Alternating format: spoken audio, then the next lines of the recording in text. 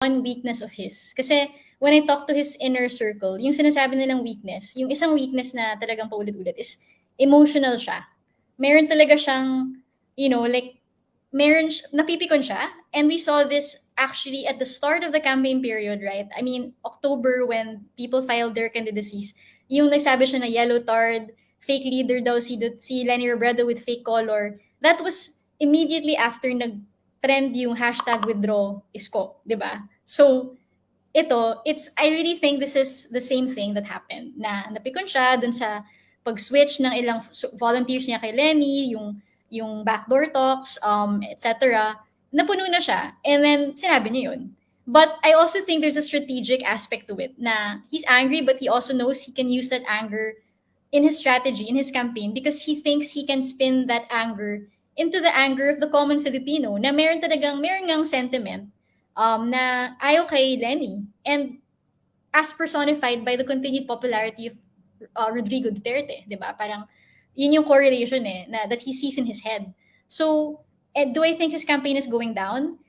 It's too early to tell, honestly. Kasi even if we hear a lot of kakampings, really angry, really calling him crass, na parang trapo, parang saying that it's derailed his candidacy, I'm exposed to the Isko supporters I see them and I see how this has rallied a certain segment of his supporters.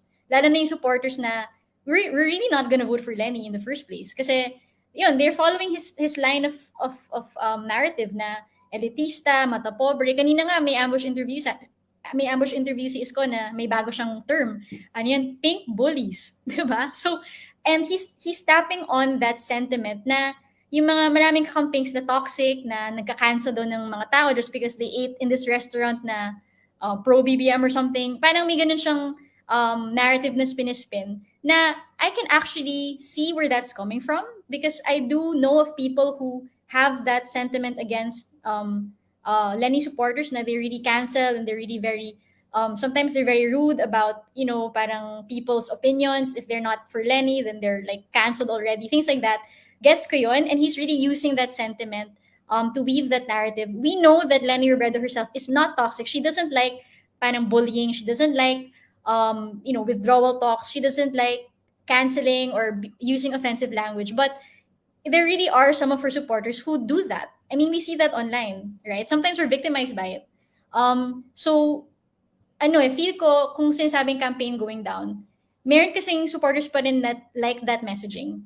Na they even say, laban Yorme, or parang don't surrender, or they're even saying, si Yorme lang malakas, hindi niyo mapapatras si Yorme. So, by saying withdraw Lenny, parang pinagmumukha ni Isko na malakas pa rin siya, na kahit survey lagger siya, meron pa rin siyang K na gawin to, na parang, I don't care what this does to my candidacy, I'm fighting for myself, I'm fighting for my dignity. Yun yung kanyang messaging now.